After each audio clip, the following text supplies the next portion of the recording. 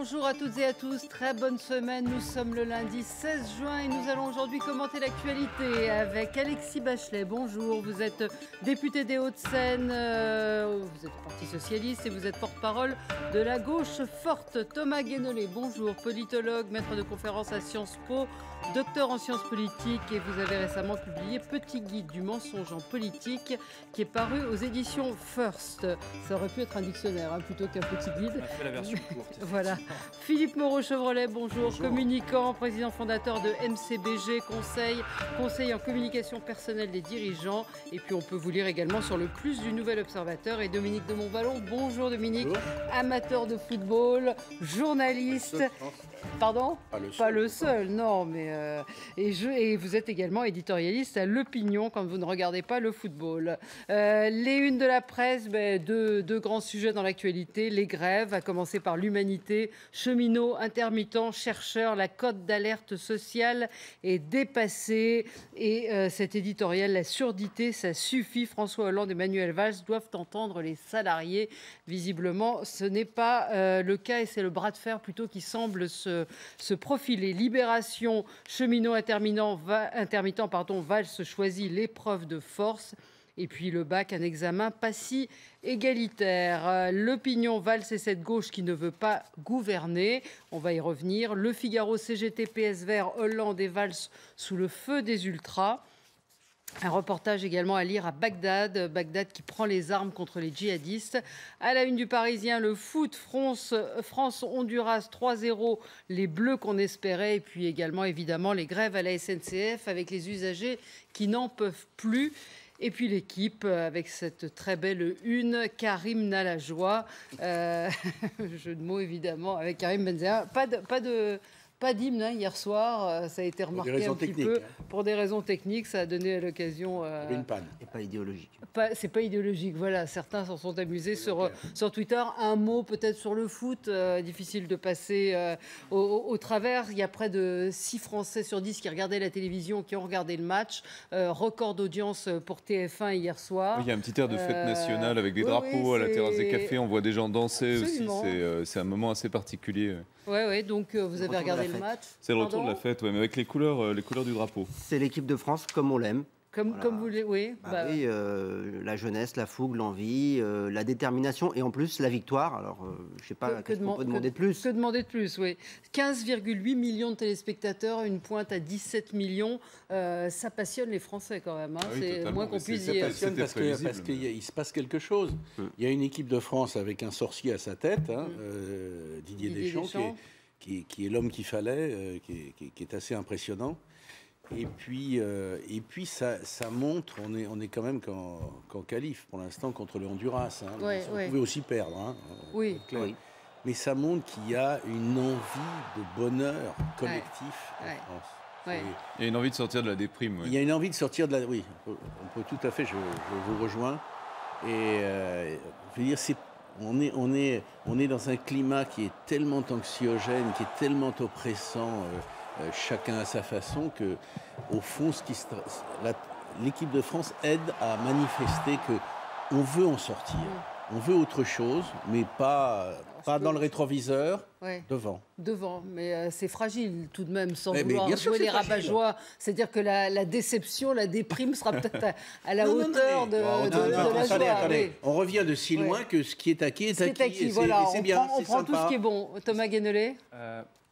En fait, moi, ce que je trouve frappant, c'est que depuis, en gros, progressivement, depuis une trentaine d'années, petit à petit, depuis une trentaine d'années, on a un discours politique qui est devenu essentiellement un discours de comptable et d'auditeur, complètement désincarné, qui n'exprime rien, ou en tout cas pas grand-chose, ou en tout cas pas souvent, en termes de valeurs, d'identité collective, de cap commun, etc. À part les campagnes électorales, et encore vite fait, et encore pour un ou deux meetings, on n'a plus ça.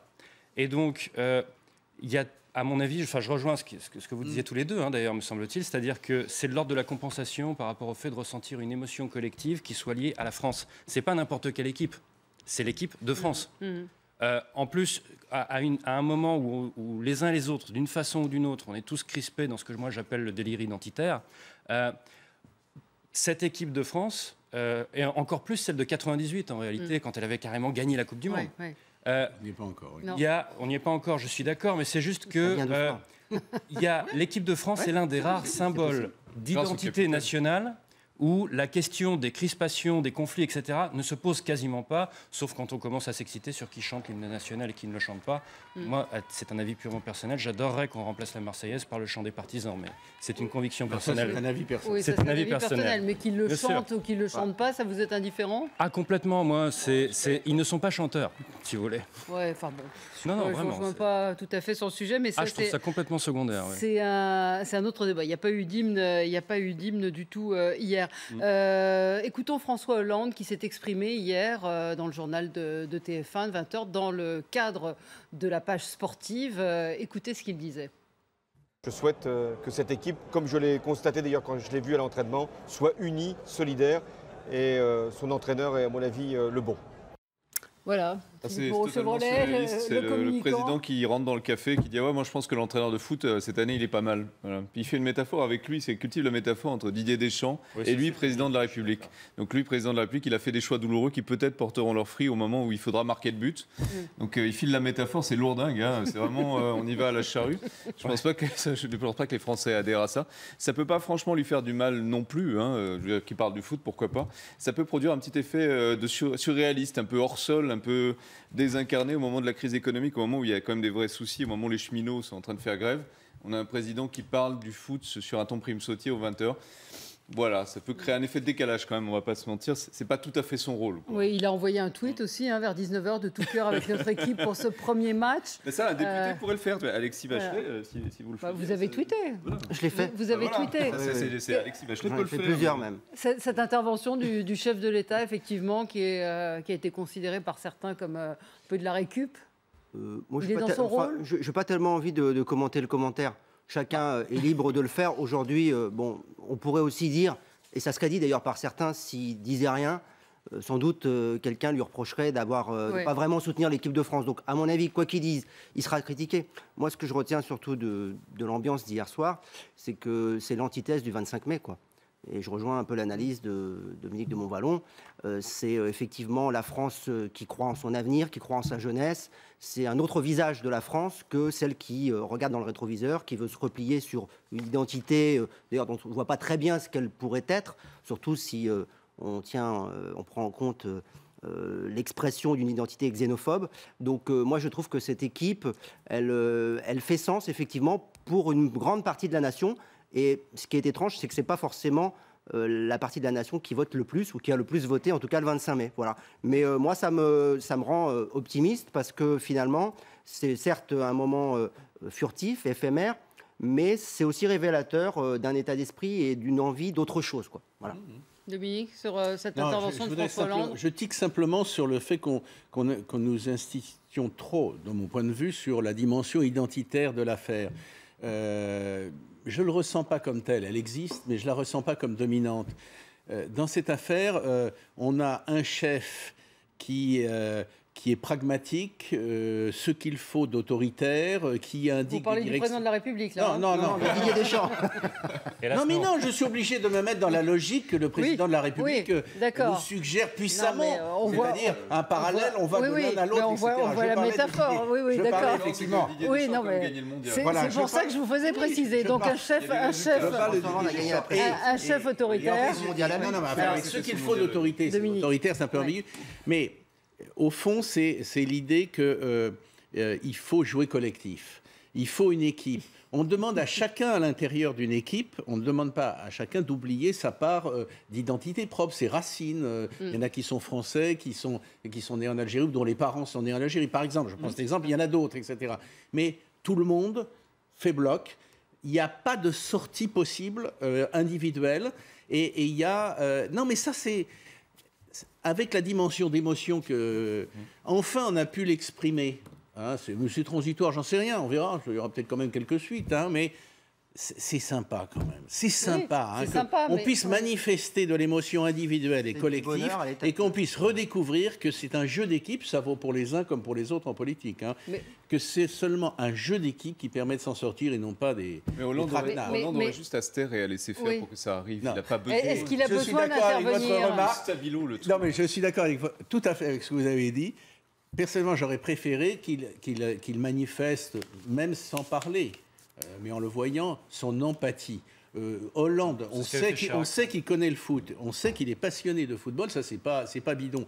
Mais Hollande, commentateur de l'équipe, commentateur comme s'il était éditorialiste d'occasion à l'équipe, non. Oui. Franchement. Ce n'est pas la première fois en fait que François Hollande et par extension son équipe de communication sont puissamment maladroits en réalité. C'est quand même, il y a une véritable, simplement au sens strict, une véritable maladresse dans l'exercice de communication. Ils ne sont pas tout seuls. Il y a eu, il y a quelques jours, ce moment magnifiquement surréaliste où vous avez Cameron, Merkel et compagnie sur une barque, parce que ça symbolise le truc du machin. Enfin, il y a un certain nombre de communicants, ce serait bien qu'ils prennent de très longues vacances, parce que ça donne des résultats absolument... Enfin, je veux dire, alors, mais les communicants de c'est maladroit, quoi. Hollande dit la communication, c'est moi. C'est lui, c'est vrai. Hein. C'est lui qui décide. Il écoute personne. Il est en train de bisuter Gaspard Ganzer, le nouveau DIRCOM de l'Élysée. C'est vraiment. Il a Sérillon, c'est dur même. comme Enfin, je sais pas si non, il l'a viré. Non, dans un placard. Non, il l'a viré, Sérillon. Mais ne transformons pas une belle victoire de l'équipe de France hier soir en un énième procès de François Hollande. On a un Waterloo médiatique pour le président de la République. Oui. On n'est pas obligé à chaque fois ça n'arrête pas, effectivement. de faire un effet miroir. D'être légèrement redondant. C'est un peu excessif, quoi. On arrive à faire en sorte qu'une victoire de l'équipe de France retombe dessus. Niveau des prix, niveau des impôts, niveau des aides sociales, ça met tout le monde à cran. Donc forcément, quoi qu'ils disent, quoi qu'ils fassent, il s'en prend plein la gueule et ça va continuer comme ça. tant que ces 4 thèmes-là sont dans le rouge, quoi qu'il arrive. C'est vrai, oui. Regardez les tweets. Hollande en être réduit à compter sur le foot pour améliorer sa cote de popularité, c'est tombé très bas. Dans le Figaro ce matin, page 2, dans l'article qui concerne les grèves, un proche conseiller de François Hollande dit il compte sur le fait que la France va être occupée par le foot pendant quelques temps pour prendre un petit peu d'air. Ça vous paraît exagéré? Je vous vois hocher la tête. Oui, enfin, je pense que c'est pas nouveau. Je veux dire, quand on a gagné la Coupe du Monde en 1998, je crois qu'il y avait c'est Jacques Chirac qui avait donné le maillot de l'équipe de France à la fin, plutôt à la fin d'ailleurs. Lui était peut-être moins amateur de football que l'actuel président de la République. Donc je ne pense pas que ça soit durable de penser qu'effectivement les problèmes structurels et pas seulement conjoncturels que connaît notre pays vont s'envoler. Par contre, je pense que ça peut quand même effectivement donner une bouffée d'oxygène et réinsuffler un peu d'optimisme dans un pays dont on sait, surtout depuis quelques années, qu'il a plutôt tendance à regarder ce qui ne va pas et à annoncer les mauvaises nouvelles. On est quand même, je pense, le pays qui compte le plus de Cassandre au monde. Donc là, et d'ailleurs, on nous avait dit, moi je me rappelle, au moment du barrage, après le match de l'Ukraine, qu'est-ce qu'on n'avait pas entendu? Cassandre, la prophétie est exacte et personne ne l'écoute. Ils sont nuls, ils sont bons à rien, etc. Moi, je ne faisais pas du tout partie à ce moment de ces gens-là. Je dis, attendez, pour les gens qui connaissent vraiment le foot, on sait que c'est possible de retourner une situation. Et on sait que c'est possible, y compris que la France gagne cette Coupe du Monde. Donc, quand on est dans le commentaire excessif d'un côté ou de l'autre, en général, c'est des gens qui ne connaissent pas forcément le sujet. Il faut rester... Mais est-ce qu'il ne s'adressait pas à vous, François Hollande, hier, quand il disait qu'il faut jouer collectif? Non, je ne crois pas. À vous, à la gauche forte et à ceux qui, aux députés PS, d'une manière générale, sur le jouer collectif. Il pourrait s'adresser à nous sous l'angle, effectivement, du fait qu'il faut qu'on joue collectif. Jouer collectif, oui. Et qu'il n'y a pas d'échappatoire par... l'individu seul, quoi. Et que le capitaine, finalement, doit être respecté. Et pour le capitaine doit être respecté, il faut aussi qu'il soit respectable dans ses choix et dans ses décisions. Oula. Bon, on va s'interrompre pour le rappel des titres. On va reprendre tout de suite après sur cette parole. Ça, c'est fait. À tout de suite.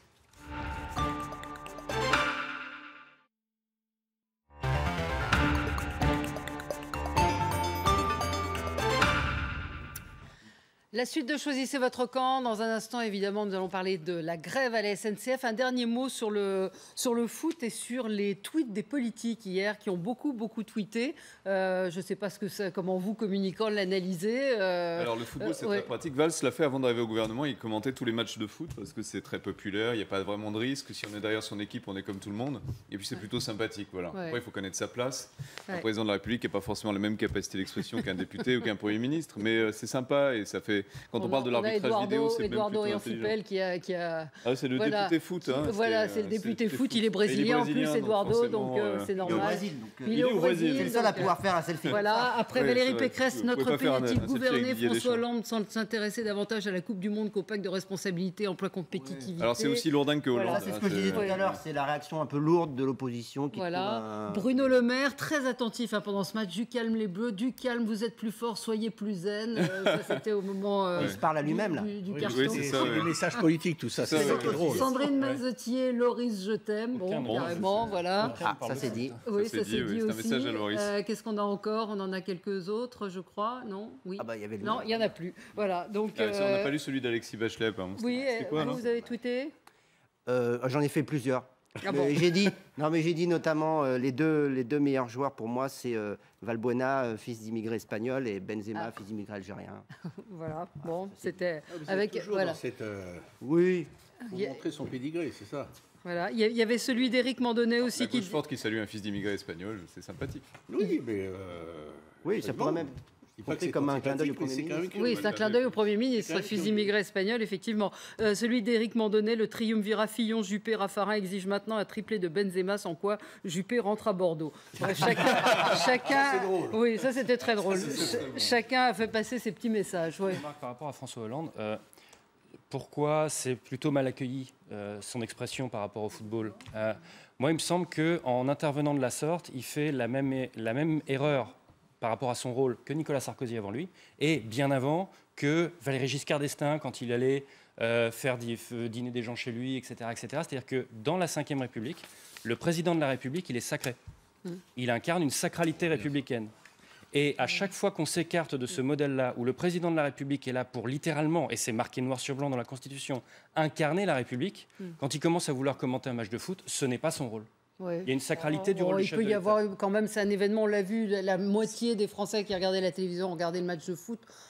Voilà, le chef de l'État, tous les autres, ok, mais le chef de l'État, disons qu'il peut le faire. Le foot, ça passe pas. Disons qu'il peut le faire, mais il faut qu'il le fasse avec une autorité, une dignité, par l'image plus que par le verbe. Voilà, c'est ça. Dès qu'il fait Chirac en revêtant la exactement, ça suffit. Il est dans l'incarnation de la République qui soutient son équipe. Un dernier mot, alors très très pratique sur l'arbitrage vidéo. Pour, contre, qu'en avez-vous pensé hier? C'est vrai qu'on avait du mal hier à savoir si ce but impossible de savoir. Donc oui, c'est plutôt un argument en faveur, non? Vous y êtes opposé? J'ai de voix peut-être pour l'arbitrage vidéo en préparation. Non, parce que ça dépend quand même de la FIFA. Donc pour l'instant, ils ont fait une avancée quand même. Hein. Ouais. Si on avait eu d'ailleurs Platini, président de la FIFA, je pense qu'on n'aurait pas eu ça, absolument, parce qu'il est contre, Platini. Il est contre, résolument contre. Je pense que c'est le sens de l'histoire, ceci dit, et que probablement dans les années qui viennent, le débat continuera de s'alimenter et qu'on ira peut-être même plus loin. Voilà. Bon, on parle de la grève à la SNCF qui entre donc dans son 5e jour. Une grève qui visiblement se durcit. Le président de la République a demandé à ce que cette grève s'arrête. Manuel Valls également. Écoutez ce qu'il a déclaré ce matin. C'était chez nos confrères de France Info. Cette grève n'est pas utile. Cela fait 18 mois que nous discutions avec les organisations syndicales et cette grève n'est pas responsable dans la situation du pays et encore plus un jour de bac. Donc il est temps d'arrêter cette grève, il est temps de dialoguer et je le dis notamment à la CGT, la porte est ouverte. Il n'est pas possible de maintenir cette situation qui n'est pas comprise par nos concitoyens et qui coûte cher par ailleurs au pays. Oui, une grève qui coûte effectivement entre 80 et 100 millions d'euros. Une grève utile, pas utile, vous avez sursauté en entendant effectivement est-ce qu'il y a des grèves utiles et des grèves inutiles. En tout cas, celle-là... Si on commence à se prononcer sur les grèves en fonction de leur utilité, c'est une conception du droit de grève qui me paraît douteuse, déjà. Ensuite, sur la façon de faire... je ne sais pas s'ils en ont le droit dans le droit français, mais il y a quelque chose qui est fait en Autriche. C'est que quand les transports en commun sont en grève, en fait, ils fonctionnent, mais ils sont gratuits.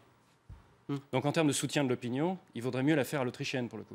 C'est-à-dire, vous faites fonctionner quand même les transports en commun, mais vous ne prélevez pas le coût du transport, que ce soit pour les bus, les trains, etc. Là, forcément, le comportement de l'opinion vis-à-vis de la grève ne serait plus du tout le même. Après, juste une remarque sur le timing.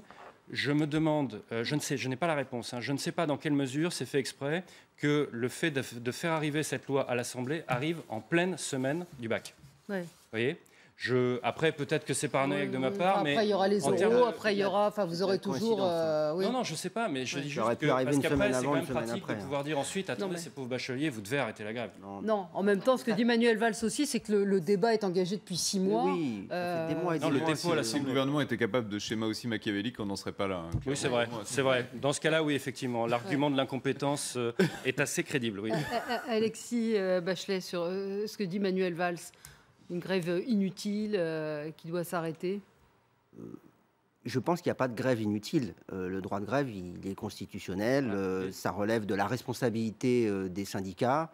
Et donc, ils ont pris leur responsabilité en jugeant utile, de leur point de vue, de lancer ce mouvement. Après, la question, c'est est-ce qu'il est, pour moi, nécessaire et pertinent de procéder de cette manière-là? Je ne le crois pas. Et je pense que si les gens n'adhèrent pas à la grève et aux motivations de la grève, c'est parce qu'ils n'en perçoivent d'abord pas le sens. Ils n'ont pas le sentiment que l'avenir de la SNCF soit menacé par cette réforme. Au contraire, je pense que cette réforme, elle est nécessaire. Et moi, ce que je regrette, c'est que, de mon point de vue, ça révèle plus une crise du syndicalisme français en général, et en particulier de la CGT, qu'une maladresse du gouvernement ou, en l'occurrence, un projet de réforme qui ne serait pas nécessaire. Parce que cette réforme, elle vient de loin. Elle vient des assises du ferroviaire de 2011. Et à l'époque, y compris la CGT, était favorable au rapprochement entre RFF et la SNCF, d'un point de vue structurel, après la séparation de 97. Et sur ce point-là, ça ne faisait pas débat encore il y a quelques semaines. Et moi, en tant que parlementaire, je suis dans la commission développement durable qui a travaillé sur ce texte. Et je sais qu'il y a des amendements, y compris, qui ont été écrits à l'initiative de la CGT et d'autres syndicats. Et j'ai été stupéfait quand, effectivement, la CGT a annoncé une sorte de changement de pied. Ça faisait des mois qu'ils étaient dans la coélaboration du projet, ça fait des mois qu'ils ont été consultés. Et puis, le projet arrive à l'Assemblée nationale. Et là, d'un seul coup, il y a un raidissement. Il y a une volonté de confrontation que moi, je ne comprends pas en ayant, je dis bien, travaillé, ce que les gens ne savent pas forcément. C'est qu'un projet de loi, comme celui-là, il est préparé, conçu avec les partenaires sociaux, avec l'entreprise, et que d'un seul coup, tout se bloque. Et pour moi, c'est une incompréhension. Voilà, je ne comprends pas bien. Oui, Dominique de Montval. Moi, je pense qu'en termes de vocabulaire, c'est pas... vous demandiez, Valls dit, est-ce que c'est utile, une grève utile ou inutile? Non, cette problématique me paraît n'avoir aucun sens. Est-ce que c'est une grève comprise ou pas comprise? Ça, c'est sûr que non. Et celle-là, elle n'est pas comprise. Les propos que vous venez de tenir, et comme député de la République, ne peuvent que nous inspirer un certain trouble. Il y a eu un travail, vous y avez participé, ceux qui sont à la pointe de la contestation ont vu, je vous fais confiance, c'est normal, une partie de leurs revendications et de leurs desiderata pris en compte, etc. Alors, comment expliquer la situation? Vous dites, vous ne le comprenez pas. Alors, moi, je ne vous dis pas que je comprends, mais moi, je la vois tout autrement, parce que je n'ai pas été associé par définition à ce travail-là. Je pense qu'aujourd'hui, il y a deux choses qui se produisent. Une désintégration accélérée de la coalition qui a mené le 6 mai 2012 François Hollande au pouvoir. Et c'est bien à ce à quoi on assiste. Ce ne sont pas les premiers signes, mais ils sont en train de s'accélérer. Pour en citer un seul au passage, le durcissement politique et idéologique des Verts est quand même assez impressionnant. Et puis, il y a par ailleurs le fait que, enfin, du moins je hasarde cette hypothèse, que la CGT nationale, dont les dirigeants avaient dit il y a encore 2-3 jours, il y aura peut-être une sortie de crise qui se profile, etc., sont, je ne veux pas abuser du mot, mais sont débordés par une base qui ne s'attendait pas à la potion très amère, au-delà de la réforme en question, auquel, comme beaucoup d'autres Français, ils sont soumis aujourd'hui, parce qu'ils n'avaient pas été préparés dans le cadre de la campagne présidentielle de 2012. Qui les préparait à ça? Peut-être personne d'ailleurs, ni d'un côté ni de l'autre. J'en conviens volontiers au passage. Et il y a donc aujourd'hui quelque chose de plus grave. Il y a une crise historique, une crise d'une gravité extrême, pas la mort forcément après-demain, du PS, cœur de la gauche. Il y a une crise, on n'en parle pas aujourd'hui parce que ce n'est pas l'actu, mais parallèle de l'UMP. Il y a la montée, ne l'exagérons pas, mais elle est quand même saisissante, du Front National. Y compris auprès des syndicalistes, CGT d'ailleurs. Absolument, vous avez raison. Et je termine juste pour dire que tout ce qui est institutionnel, ça peut inclure là-dedans les directions syndicales, nationales. Tout ce qui est institutionnel fait l'objet a priori d'une méfiance, d'un rejet, d'un recul et quelquefois d'une censure d'une majorité de Français. Donc, c'est ça la crise. C'est ça la crise. C'est un prétexte en fait, qui est saisi par la CGT et par la base pour manifester contre le gouvernement. Quand vous dites ça, vous mettez le haut de la CGT et le bas de la CGT, enfin la base CGTiste. C'est un prétexte. Il y a un besoin de protestation qui s'exprime de cette façon-là. D'ailleurs, dans les revendications autour de ce projet, il y a des revendications sur le niveau de vie des cheminots, qui sont des revendications qui, a priori, n'ont pas grand-chose à voir avec le projet. Absolument. Mais on voit bien, en vous écoutant et en écoutant même le ministre des Transports, on voit qu'il y a aujourd'hui une argumentation qui est en train de surgir, à savoir la CGT est en train d'essayer de sauver sa peau face à Sudrail, qui expliquerait en quelque sorte cette radicalisation. C'est ce que vous étiez en train de dire. Hein. Pourquoi la CGT, c'est ce que vous induisiez en disant je ne comprends pas. Et ce matin, Frédéric Cuvillier dit je regrette la course. La CFDT aussi a progressé, l'UNSA. Enfin, la CGT, au fond, est pris aujourd'hui, à mon avis, en tenaille entre une logique plus réformiste, constructive, qui sait que pour maintenir un pôle public du ferroviaire en France, y compris avec la perspective de l'ouverture à la concurrence européenne, il y a des adaptations nécessaires, tout en préservant d'ailleurs le statut des cheminots. C'est en ça que moi j'ai dit je ne comprends pas très bien pourquoi est-ce que quand j'écoute des propos ici et là, ce matin encore dans la presse, des syndicalistes qui disent c'est la mort de la SNCF, c'est la mort programmée, c'est la privatisation rampante, etc. Pas du tout. Enfin, moi je connais bien le texte, c'est pas du tout l'objet du texte. Au contraire. Donc vous dites vous ne comprenez pas, mais vous essayez de l'expliquer comment en disant c'est. Mais effectivement, je pense que l'analyse entre la CGT du Haut, qui depuis des années travaille avec les autres syndicats, avec le gouvernement, pour y compris prendre en compte certains enjeux, les difficultés actuelles de l'entreprise et la nécessité de la faire évoluer. Ils ne sont pas tous, je dirais, arc-boutés sur des principes archaïques, mais une base peut-être, parce qu'il n'y a pas eu de pédagogie, parce qu'elle n'a pas forcément été aussi informée de ce qui se passait, se trouve en train de prendre un peu le pouvoir et de forcer à un mouvement de grève qui n'était pas forcément, je le dis franchement, prévisible, compte tenu de tout le travail qui a été réalisé depuis des mois. Qui a été fait en amont. Il y a une radicalisation de la base qu'on voit aussi dans le patronat. Le MEDEF est dépassé par la CGPME, par les mouvements de patrons locaux.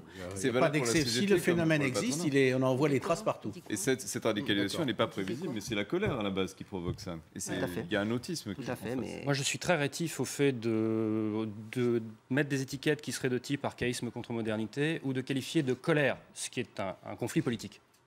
C'est-à-dire un désaccord.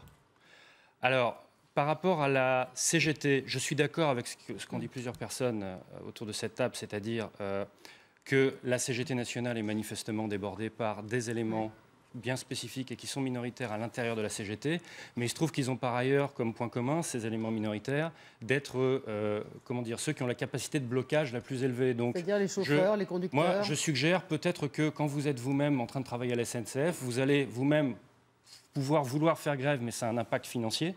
Et donc, quand il y a des éléments plus durs qui sont en mesure tout seuls de bloquer les trains, vous décidez de ne pas faire grève et vous comptez sur les autres. C'est une sorte de comportement de passager clandestin de la grève, si vous me passez l'expression. J'aimais cette hypothèse. Après, il me semble qu'historiquement, les cas les plus courants dans la CGT, c'est que ce n'est pas la direction nationale qui lance la grève, elle est débordée par des éléments sur le terrain. Et Sudrail, c'est encore plus le cas. Donc, ça me rappelle, moi, le démarrage de 95. Pour être franc avec vous, c'était un démarrage au niveau de la base et non pas au niveau des directions, des centrales, qui, comme d'ailleurs en mai 68, ont couru après la base. C'est souvent comme ça, voire toujours comme ça que ça se passe. C'est pas forcément pour un projet de loi historique qu'on... Non, j'attendais juste sur le pourquoi ça bloque après. Il me semble que quand on commence à vous dire on va avoir un opérateur public qui va avoir à la fois le réseau et l'exploitation et qui en même temps, c'est dans le cadre d'une directive européenne, enfin d'une réglementation européenne, où l'étape d'après, en tout cas dans le souhait des autorités européennes, c'est l'ouverture à la concurrence. Eux, qu'est-ce qu'ils entendent? C'est privatisation rampante. C'est pas le cas. J'ai pas dit que c'était le cas. Je dis juste que l'incompréhension, est-ce qu'elle est du côté des motifs de grève ou est-ce qu'elle est sur la teneur du projet? C'est quand même grave. Non, ce que je veux dire, c'est que les étapes derrière... C'est que ce projet de loi était en préparation depuis des mois et qu'il découvre pas ça ce matin. Je ne le conteste pas, mais je viens de vous dire que le mouvement est parti de la base. Il n'est pas parti des gens qui étaient dans les salles de négo. Oui, mais enfin, c'est leur responsabilité d'expliquer aussi les choses. Ça, pour le dire d'une manière plus triviale, ça déconne au niveau de la chaîne de pédagogie. Pour l'explication... Il y a un problème de fonctionnement d'organisation quand même. Et ça n'exclut pas aussi, j'insiste là-dessus, quand quelqu'un n'est pas d'accord avec quelque chose, je ne dis pas que je suis de leur côté ou que ce soit, ce n'est pas la question. question. Je dis que quand quelqu'un n'est pas d'accord avec une mesure, c'est pas forcément parce qu'il n'a pas compris ou qu'il est énervé ou quoi que ce soit. Il peut avoir un désaccord de fond avec une réorganisation qui implique une ouverture à la concurrence. Ils peuvent, c'est leur droit, on est d'accord ou on n'est pas d'accord, être contre le fait qu'on ouvre à la concurrence le système ferré français. C'est une opinion qui est partagée par un certain nombre de Français. Cela dit, pour aller dans votre sens, ça a créé un désastre en Grande-Bretagne quand ça a été appliqué, la privatisation du réseau ferré, et ça pas du tout, il n'y a pas de précédent réussi. Voilà, c'est un débat politique, c'est pas un énervement. Justement, nous-mêmes, attiser la confusion entre l'ouverture à la concurrence, qui voudra dire aussi la possibilité pour la SNCF en tant qu'exploitant d'aller conquérir des marchés dans d'autres pays. Donc on sait que c'est un des points forts quand même, les transports. On a encore une industrie encore puissante en France, on a une puissante entreprise nationale. On pourrait en faire un atout, on pourrait se dire on va partir à la conquête de l'Europe. Et là, effectivement, on prend le problème complètement à l'envers. On dit ah oui, mais attention, en fait, concurrence égale marché égale privatisation. Et donc on arrête tout, on bloque tout et on ne permet pas à l'entreprise d'évoluer, y compris de s'adapter à cette perspective d'aller conquérir des marchés à l'extérieur. C'est ça le problème. Ça, c'est un discours de gagnant de la mondialisation. C'est un discours libéral qui n'est pas forcément audible par des gens qui ne sont pas dans la situation de voir la mondialisation comme une bonne chose. Les gens qui travaillent dans cette entreprise, ils ont intérêt à ce qu'elle se pérennise, y compris elle se développe. Et là, on parle bien du développement. Il y a aussi le précédent de France Télécom, etc. Ça reste un peu... On apprend ce matin que... Je voulais vous dire que je suis un peu réticent de votre façon d'expliquer tout ce qui se passe par un manque de pédagogie. Vous n'avez pas réduit à ça, mais vous avez mis en cause la chaîne de pédagogie. Et donc, qu'il y ait de ce point de vue-là des manques et des carences, c'est une évidence. Mais moi, ce que je crois, c'est que les gens les Français dont nous sommes, ont parfaitement compris ce dont il s'agit dans ce conflit-là, comme au-delà. Certes pas dans les détails, hélas, du projet qui a été mûri, et vous en avez parlé tout à l'heure, mais ils ont parfaitement compris. Au fond, s'agissant de la gauche, ça vaut aussi pour la droite, s'agissant de la gauche, aujourd'hui on parle de la gauche. De la gauche, bon. S'agissant de la gauche, il s'agit, alors les mots peuvent paraître un peu... il s'agit de savoir si demain ce sera une gauche, non pas mondialisée, mais moderne, qui donnera le là dans la coalition de gauche qui est appelée à avoir un avenir, n'en déplaise à Manuel Valls, ou si ce sont des forces objectivement crispées sur la défense de leurs privilèges, ou en tout cas de leur statut, qui donneront le là. Et de la bataille qui se joue, et selon une grande tradition française, on est incapable, pendant 10 ans, de préparer, de mûrir et de déboucher sur quelque chose, et c'est à chaud qu'on va régler ce problème. C'est ce qui se joue, et la bataille n'est pas jouée. Elle n'est pas jouée, effectivement. Un mot, et puis après on va parler de Manuel Valls. Cette bataille est aussi, vous l'aurez constaté, une bataille sémantique. C'est-à-dire qu'à partir du moment où vous êtes enfermé dans le corner, vous êtes le camp archaïque. Si l'autre a gagné la bataille sémantique en disant « je suis dans le camp de la modernité », vous avez perdu la bataille du langage. C'est un truc qui n'est pas du tout secondaire. A raison, parce que quand on qualifie d'archaïque, on oublie que ça représente le quotidien des gens et qu'eux vivent la mondialisation souvent, et majoritairement en France, d'une façon négative. Il faut quand même le prendre en compte. J'ai dit pas mondialisé. On conclut. Pas qu'on se trompe de débat. Moi, je ne considère pas comme archaïque les gens qui défendent leurs intérêts. Ce que je considère comme archaïque dans le débat public, mais ça vaut pour beaucoup de choses en France, c'est d'utiliser des arguments qui n'en sont pas. Et de faire croire, pour mobiliser ou pour chauffer la base, d'utiliser des mots privatisation, destruction de l'entreprise. C'est ce que j'ai lu, c'est ce que j'ai vu, et c'est dans des tracts, et c'est ce qui se dit dans les assemblées générales. Et moi, je dis aux gens qui sont dans ces assemblées générales que ce n'est pas vrai, que ça n'est pas ça qui est écrit dans le projet de loi, et que éventuellement, s'il doit y avoir une privatisation, ce sera un autre choix politique. Clairement, ce n'est pas le sujet du moment. Mais dans ce cas, le secrétaire d'État au transport aurait dû accepter le débat télévisé. Et comment on va en sortir de cette crise? Comment on va en sortir, à votre avis? Puisque visiblement, Manuel Valls tient bon, Michel Sapin aussi ce matin. On va en sortir comment? On va en sortir par le fait que la loi, elle va arriver au Parlement. Les débats sont publics. On va s'apercevoir de ce qu'il y a dans le projet de loi, y compris des amendements qui ont été travaillés avec la CGT, qui vont être déposés et adoptés. Eh bien, comme ces amendements seront déposés, adoptés, qu'ils ont fait l'objet d'un large travail en amont, on s'apercevra qu'il y a une grande part de ce qui est dit aujourd'hui qui relève du fantasme. Et donc, je pense que vivement que le débat démarre, dans la transparence et que chacun puisse voir la réalité des choses. Et d'une certaine manière, je pense que ça va dégonfler les choses. On verra. Cécile Duflot, quoi que l'on pense de la situation, la gentillesse des cheminots qui tentent d'aider les voyageurs dans un climat tendu est remarquable. Voilà. Tweet, enfantin. Voilà. Ça s'appelle un message consensuel. Voilà, absolument. Rien, en fait. Et puis on apprend aussi ce matin que des syndicalistes ont envahi les voies à Clermont-Ferrand. Voilà. On parle alors à la crise sociale va s'ajouter certainement la crise politique pour Manuel Valls. Il déclarait samedi, la gauche est en train, la gauche peut mourir. Il parlait également d'une droite exsangue et d'une gauche déboussolée. Il l'a répété ce matin sur France Info. Écoutez. Et moi, j'en appelle au rassemblement et à la responsabilité de la gauche, parce qu'on parle de ces quelques députés qu'on appelle frondeurs, mais on oublie de parler de tous ces parlementaires qui sont engagés et qui soutiennent l'action du gouvernement. Voilà.